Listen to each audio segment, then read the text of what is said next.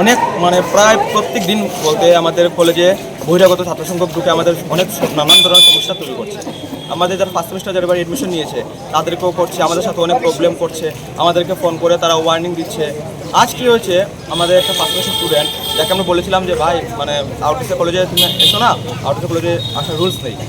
তো আমরা মানে কইছে যে ঠিক আছে দাদা, মানে একটা কইয়া আমরা বাইরে গেছে, কলেজে বাইরে কী করছে তারা ফোন করছে, বহিরাগত ছাত্র সংখ্যককে ফোন করছে, তারা ফোন কইরা মানে আনছে। আর বইয়ের ছাত্র সংখ্যক আমরা ফোন কইরা ওয়ার্নিং দিয়ে যে আমরা কলেজটা বাইরে দেখতাম, তারা আমরা কী করতে পারবো কী না, মানে এরকম একটা প্রত্যেকদিন একটা বিশৃঙ্খলা তৈরি করতেছে। আমরা কলেজ কর্তৃপক্ষরা জানাইছি যে বহিরাগত ছাত্র সংখ্যক যাতে আমরা কলেজে না ঢুকতে পারে, কিন্তু আমরা কলেজ কর্তৃপক্ষ তাতে কোনো হস্তক্ষেপ করছে না, এখন তারা মানে এই যে ফলাফলটা জিরোই আছে। যে স্টুডেন্টটা সিভিল সে কোন সেমিস্টারে আছে? সে ফার্স্ট সেমিস্টার।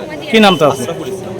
তো তারপরে যারা আনছে তারা কি সব মানে কলেজ তারা সব স্টুডেন্ট? বহিরাগত কলেজ মানে কলেজ পড়ুয়া না।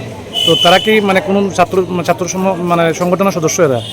না, তারা কোনো ছাত্র সংঘ বলতে পারবো না। এক কথা যে মানে বহিরাগত ছাত্র সংঘ তাদেরকে আমরা ঠিক চিনি না। তো আপনারা কি চাইতেছেন? কি আপনারা কি চাইতেছেন? আমরা চাইতেছি যে এটা কলেজ কর্তৃপক্ষ একটা দেখতো যাতে বহিরাগত স্টুডেন্ট এইভাবে কলেজে না ঢুকতে পারে, যার কারণে কলেজে নানান ধরনের সমস্যা তৈরি হইতেছে।